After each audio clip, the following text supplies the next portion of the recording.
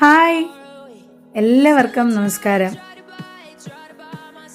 ഇന്ന് ഞാനിവിടെ ഉണ്ടാക്കാൻ പോകുന്ന ഒരു ഡിഷാണ് broccoli and corn stir fry. ഇത് വളരെ ഈസിയായി എളുപ്പം ഉണ്ടാക്കാൻ പറ്റുന്ന ഒരു ഡിഷാണ്. അതേപോലെ ഡയറ്റ് ചെയ്യുന്നവർക്കും കൊളസ്ട്രോള്, ഷുഗർ, പ്രഷർ ഒക്കെ ഉള്ള ആൾക്കാർക്കൊക്കെ ഉപയോഗിക്കാൻ പറ്റുന്ന ഒരു ഓയിൽ കൺസ്യൂം ആയിട്ടുള്ള ഒരു റെസിപ്പിയാണ് ഇത്. വളരെ ഹെൽത്തിയാണ്, അതുപോലെ ഈസിയാണ് ഉണ്ടാക്കിയെടുക്കാൻ. നമ്മുടെ ബ്രോക്കലി എടുത്തിട്ടുണ്ട്. അത് നന്നായി നോക്കി വറക്കി അതിനുശേഷം നമ്മൾ സ്ക്വയർ പീസായിട്ട് അരിയുന്നു.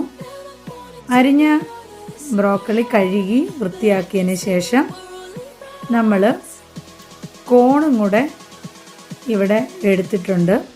അതുപോലെ തന്നെ നമ്മുടെ ഈ ബ്രോക്കലിയുടെ തണ്ട് വരെ ഞാനിവിടെ കളയുന്നില്ല.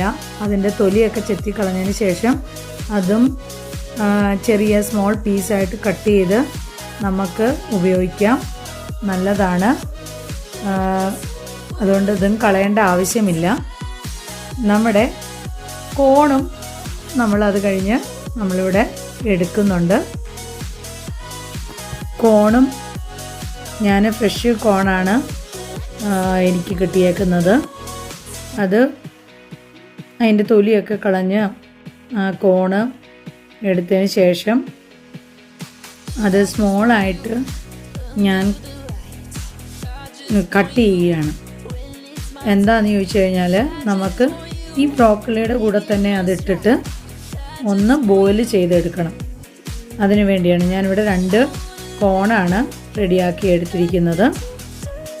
അത് നന്നായിട്ട് കട്ട് ചെയ്ത് സ്ക്വയറാക്കി എടുത്തിട്ടുണ്ട്.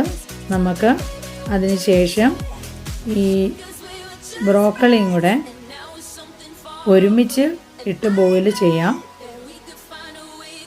നമ്മുടെ ബ്രോക്കലി ഏകദേശം കഴുകി വൃത്തിയാക്കിയിട്ടുണ്ട്. നമ്മുടെ കോണും ഒന്ന് കഴുകി എടുത്തിട്ടുണ്ട്. ഇനി പാൻ അടുപ്പത്ത് വെച്ചു. തിളച്ച വെള്ളത്തിൻ്റെ കൂടെ കുറച്ച് ഉപ്പും കൂടെ അതിൽ ആഡ് ചെയ്യുന്നു. അതിനുശേഷം ബ്രോക്കലി അതിനകത്തിട്ടു, കോണും അതിനകത്തിട്ടു. ഒരു 2-3 മിനിറ്റ്സ് മാത്രം നമുക്ക് അതിനകത്ത് ബോയിൽ ചെയ്താൽ മതി. ഒരുപാട് ബോയിൽ ചെയ്യേണ്ട കാര്യമില്ല.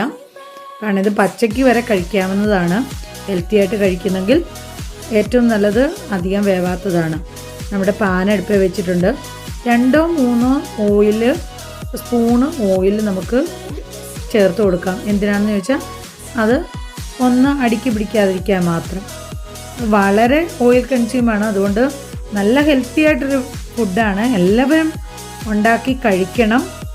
ഇത് നിങ്ങൾക്ക് ഡിന്നറിനായിട്ടൊക്കെ ഉപയോഗിക്കാൻ പറ്റുന്ന ഒരു ഡിഷാണ്. ഞങ്ങളുടെ ഒരു ദിവസത്തെ ഡിന്നറായിരുന്നു ഇത്. അതുകൊണ്ടാണ് ഞാനിത് ഉണ്ടാക്കിയത്.